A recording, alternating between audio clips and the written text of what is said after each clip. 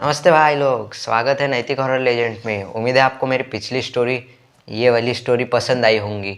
और अगर आपको ये स्टोरी पसंद आई है तो उस पे जाके सब्सक्राइब और लाइक कर दीजिए गाइस।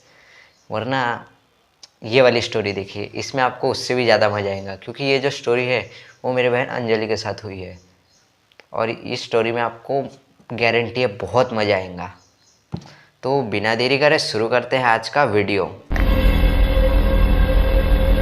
तो ये जो स्टोरी है उसकी शुरुआत होती है मेरी बहन अंजलि से। अंजलि जो थी वो अपने गांव में रहती थी अपने मम्मी और पापा के साथ। और एक दिन क्या होता है कि उसकी जो पढ़ाई रहती है सबकी 12वीं तक, हाँ, उसके बाद वो शहर गई थी, मुंबई। मुंबई में एक हॉस्टल है, उस हॉस्टल में वो गई थी। उसके मम्मी पापा वैसे बोल रहे थे बेटा अपना ख्याल वगैरह रखना, जैसे सबके मम्मी पापा बोलते हैं वैसे उसके मम्मी पापा ने बोला। पर उस दिन कुछ ठीक नहीं लग रहा था उसको जाना। उसको मतलब उसके जो मम्मी थी ना, वो थोड़ा भगवान वगैरह में ज़्यादा बिलीव रखती थी। तो उसकी मम्मी बोलती बेटा आज मत जाओ, कल जाना। पर वो उसको जाना पड़ा, उससे कॉलेज में एडमिशन वगैरह लेना था तो वो जाना पड़ा। फिर वो आफ्टर 12th इसमें गई, मुंबई के एक हॉस्टल में। हॉस्टल में जो स्टाफ था, उस दिन स्टाफ ज़्यादा नहीं था क्योंकि वो था सैटरडे का दिन।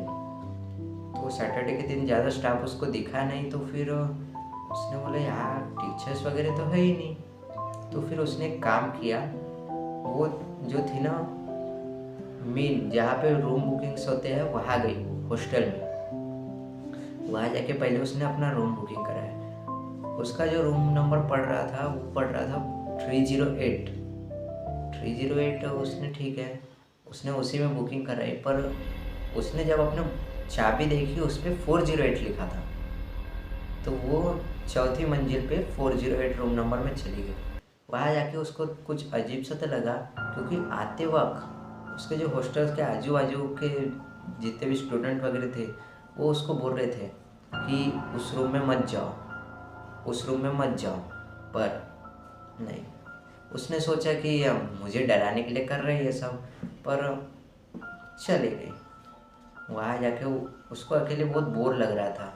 तो वो पूरे दिन पढ़ाई करती रहती और कुछ नहीं करती। वो शरीफ बच्ची थी, समझे क्या, पढ़ाई करती रहती थी वो। और एक दिन क्या हुआ, उस उसके जो एक ये थी रूममेट आई, जिसका नाम था सेजल। सेजल, उससे पहली बार सेजल से मुलाकात की। दोनों एक दूसरे को जानने लगे, फिर दोस्त बन गए दोनों। एक साथ खाना खाते, पढ़ाई करते, लेक्चर के लिए घूमते।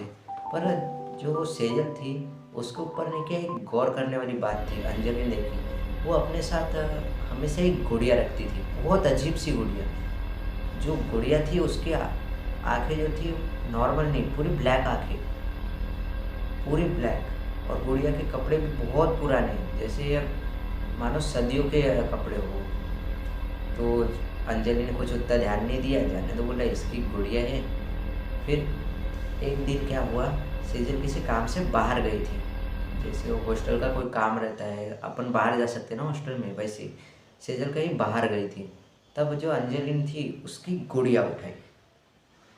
उसकी गुड़िया को देख के बोले ये गुड़िया की कितनी गंदी है, पता नहीं सेजल इसको इतना क्यों अपने पास रखती है। पर उसको कुछ समझ में आया नहीं।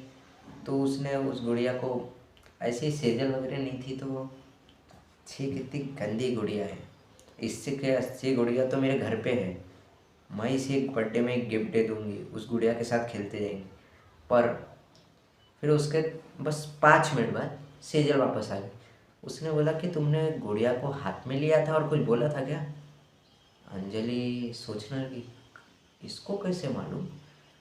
सेजल बोली मेरे को ऐसा लगा था कि, फिर जो अंजलि थी उसने बोला कि तुमको ये गुड़िया हमेशा अपने साथ क्यों रखती हो।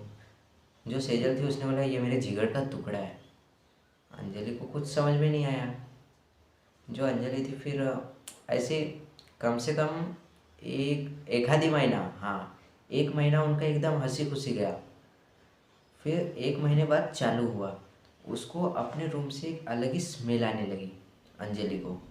सेजल को बोलते तो सेजल कौन सी स्मेल, कैसी स्मेल आया, बोलती जो अंजलि थी उसको स्मेल आती थी पर कुछ दिखाई नहीं देता था।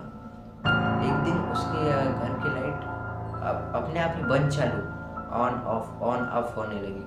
तो उसने उतना कुछ ध्यान नहीं दिया, इलेक्ट्रिक प्रॉब्लम हुआ बोला। करीब ऐसे ही 2 महीने गए। जो तीसरा महीना था, एक दिन अंजलि ऐसे ही रूम में सोई थी।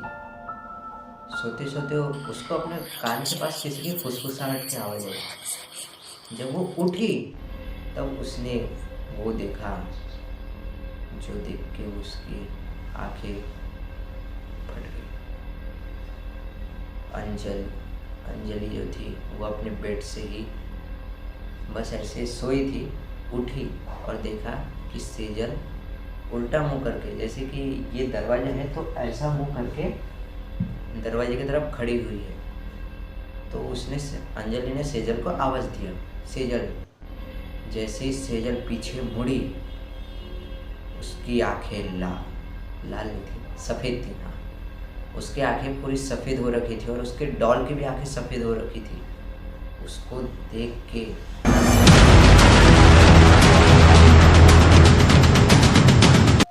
जैसे ही अंजलि ने ये देखा, उसकी रूह कांप गई। बस उसके दो सेकंड बाद अचानक वो सेजल जैसे यहाँ से उतनी दूरी पे सेजल खड़ी थी। कमरा थोड़ा लंबा था ना, तो सेजल उतनी दूरी पे खड़ी थी।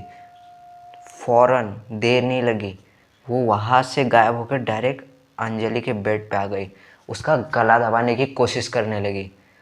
उसका जो गला था वो धीरे धीरे बंद ही होने लगा था। तब जो अंजलि ने थी, उसने आसपास जैसे हाथ मार के ये वो करके उसको किसी तरह छुड़ाया और वो जोर से उसको धक्का देके भागने की कोशिश करने लगी तेज़ी से। दरवाजे की तरफ गई। दरवाज़ा बस ठोकने ही वाली थी कि जो सेजल थी उसने आसपास का पूरा सामान हवा में उड़ा के उसके ऊपर फेंकना चालू कर दिया। वो सामान फेंकते जा रही थी। अंजलि जो थी उसके हाथ पैर सबके ऊपर कांच का जो सामान था उससे भी हमला किया था, तो पूरा खून खून हुआ था हाथ पे। उतने में तोड़ फोड़ की आवाज़ जो सिक्योरिटी गार्ड बैठा रहता था उसने सुन ली। वो ज़ोर से दौड़ते दौड़ते आया, दरवाज़ा ज़ोर ज़ोर से ठोकने लगा, ज़ोर ज़ोर से। दरवाज़ा खोलो, कौन है, क्या कर रहे हो, ऐसे बोल बोल कर। जब किसी ने दरवाज़ा नहीं खोला तब उसने दरवाज़ा तोड़ दिया और उसने बस अंदर का एक पल का नज़ारा देखा कि जो अंजलि थी वो बेड से नीचे, जैसे ये फ्लोर है वहाँ पे पड़ी थी। उसके आजू बाजू का पूरा सामान इधर उधर हो रखा था और बाकी पूरा आसपास जो था वो खून जो उसके बॉडी से निकला था और उसके बॉडी पे बहुत चोटें थी। जो सिक्योरिटी गार्ड था उसने टीचर्स को इन्फॉर्म किया इस बारे में। फिर जो सेजल बोल रहा, अंजलि जो थी उसको उठा के इधर लेके गया फर्स्ट एड रूम में। वहाँ उसकी पट्टी वगैरह की। फिर जब वो होश में आई, रात में उसको होश नहीं आया क्योंकि उसके मन में बहुत डर चल रहा था। तो सुबह में उसको होश आया। जब उसको होश आया तब उसने ज़ोर से चिल्लाया, बचाओ बचाओ करके। पर वो अपने आप को अलग ही कमरे में पाए, फर्स्ट एड रूम में। फिर टीचर्स ने पूछा तुम्हारे साथ क्या हुआ? तब उसने बताया कि मेरे साथ जो थी वो सेजल रहती थी, उसने मेरे ऊपर हमला किया, वो इंसान नहीं है। टीचर्स ने जैसे ही सेजल का नाम सुना, सब एकदम से, सेजल वो कैसे आ सकती है? अंजलि ने बोला 3 महीने से उसके तो साथ रह रही हूँ मैं। 3 महीने हो गए थे उनको। तभी टीचर ने एक ऐसा राज बताया जो सुन के अंजलि की रूह कांप गई। उन्होंने बताया सेजल आज से 1 साल पहले ही मर चुकी है। ये सुनते ही अंजलि के दिमाग में जैसे सवालों की लहर दौड़ गई। 3 महीनों से मैं किसके साथ रह रही थी, वो कौन थी जिसके साथ मैं रही? तब टीचर्स ने बताया सेजल जो थी वो 1 साल पहले इस हॉस्टल में ही रहती थी। वो किसी तो भी कारण से मेंटल हो गई थी, पागल हो गई थी। और जो पागल था वो एक दूसरे के ऊपर सामान फेंक के मारते थे, किसी को भी। पूरा कॉलेज उससे परेशान था। उसको निकालने की प्लानिंग चालू थी। उसके पेपर्स वगैरह रेडी कर रहे थे निकालने के। उतने में कुछ वो जब नीचे प्लेग्राउंड की तरफ गई थी वो ऐसे ही खेलने वेलने के लिए, वो अपने साथ एक गुड़िया रखती थी हमेशा, एनी टाइम। तो कुछ लड़कों ने आके उस गुड़िया को गंदी कर दिया, लात मार रहे, उस लड़की को मार रहे, कीचड़ फेंक रहे उसके ऊपर, ऐसा हुआ। और फिर वो वहाँ से भाग गई वो लड़की, और अपने कमरे में जाके उसने अपने आप को चाकू से ख़त्म। और उसने चाकू एक बार नहीं मारा था, उसने अपने पूरे शरीर में चाकू से,